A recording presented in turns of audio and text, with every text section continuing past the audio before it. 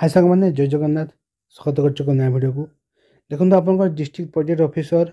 जोटा कि आपंकर आसी कोरापुट डिस्ट्रिक्ट रु एथिरे आपंकर रिक्वायरमेंट रही अछि को स्कूल पई ना आपंकर कस्तूरबा गांधी बालिका विद्यालय पई रही रिक्वायरमेंट ठीक अच्छे देखो कौन रही डिटेल्स ये आपंकर पब्लिश कराई 28/7/2025 रे advertisement for contractual engagement in different post of Kasturba Gandhi Balika Vidyalaya Koraput district आपको आसला ठीक अच्छे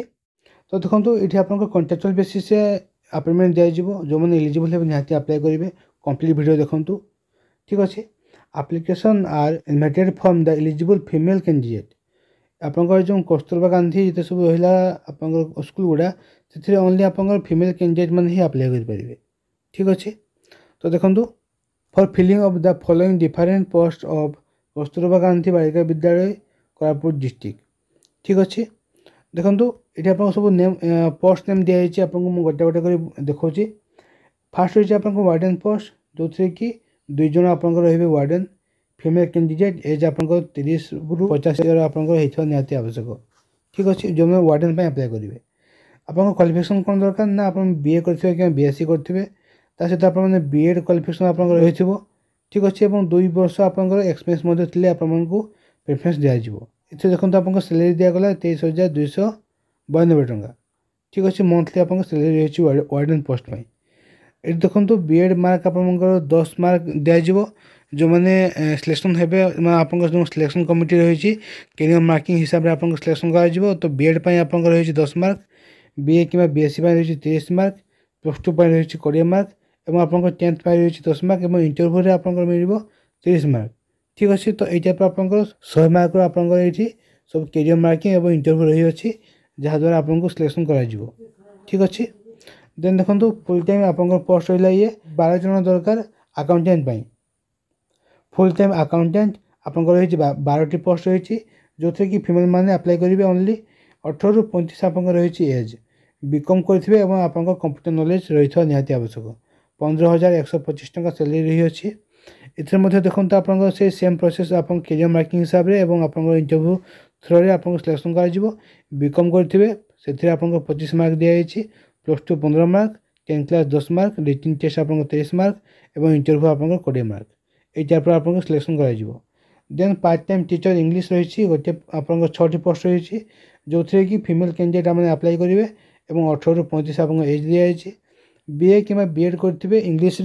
और आप 50% मार्क रही ठीक अच्छे ये आपको दरमा रही 8,250 टंका ठीक अच्छे ये आप मार्क बेसिस आपको सिलेक्शन कर देन देखो पार्ट टाइम टीचर आप संस्कृत रही संस्कृत पे अप्लाई करेंगे ये रही 10टी पोस्ट रही फीमेल कैंडिडेट अप्लाई करेंगे 18 रु 35 आपको एज रही बीए विथ आप संस्कृत आपने और साहित्य आचार्य जब आप एलिजिबल हो पारे ठीक अच्छे ये आप 8,250 टंका रही सैलरी ये आप मार्क बेसिस सिलेक्शन कर then part time teacher math और साइंस 11टा रही आप पोस्ट फीमेल कैंडिडेट अप्लाई करेंगे ये आप बीएससी कि बीएड आप एलिजिबल हो पारे ठीक अच्छे और देखो ये आप 8,250 टंका रही आप सैलरी मंथली सैलरी और आपंकर जो कैरियर मार्किंग कैरियर मार्किंग अनुसार आपको सिलेक्शन कर ठीक अच्छे अधिक डिटेल आपने कोरापुट डिस्ट्रिक्ट जो ऑफिशियल वेबसाइट रही से आप सर्च करके पाइपर यही सब आप पीडीएफ और फॉर्म रही मुझे देखेबी आपने ऑफलाइन प्रोसेस अप्लाई करेंगे स्पीड पोस्ट थ्रो आप अप्लाई करेंगे जहाँकि रही आप आड्रेस देखो डिस्ट्रिक्ट प्रोजेक्ट कोऑर्डिनेटर समग्र शिक्षा सदन कलेक्टर कैंपस ऑफ कोरापुट आप रहा ये पिन कोड ठीक अच्छे लास्ट डेट आप रही के 28/8/2025 आप रही लास्ट डेट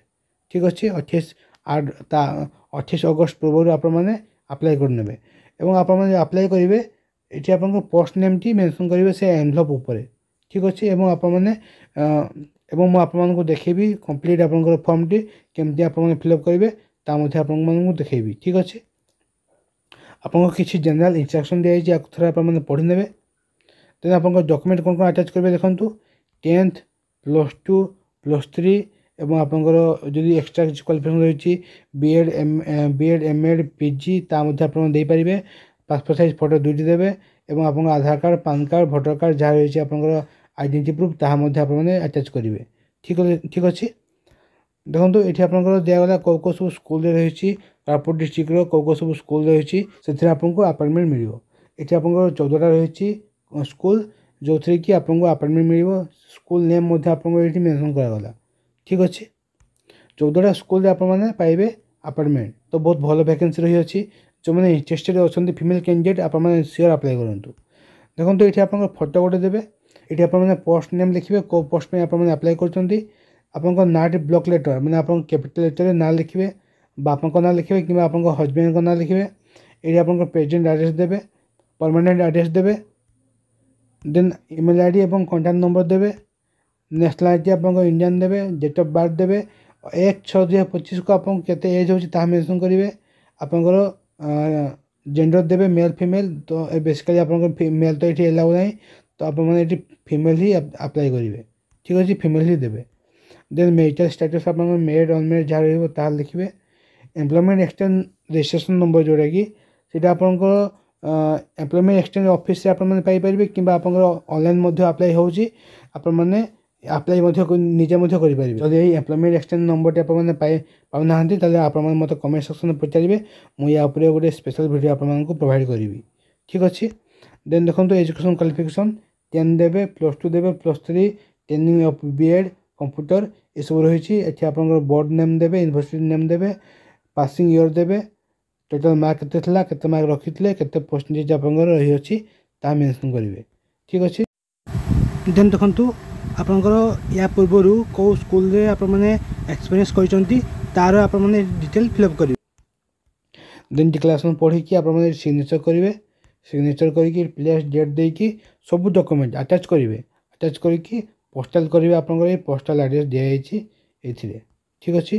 ये पोस्टाल एड्रेस पोस्ट करदे आप बिफोर आपंकर 28/8/2025 डेट। ठीक अच्छे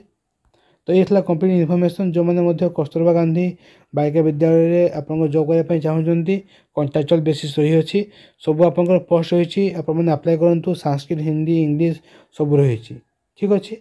तो जो वीडियो भल लगी था निहत लाइक करेंगे सब्सक्राइब करेंगे और यही टाइप वीडियो पाइबा मो चैनल को सब्सक्राइब करूँ। जय जगन्नाथ।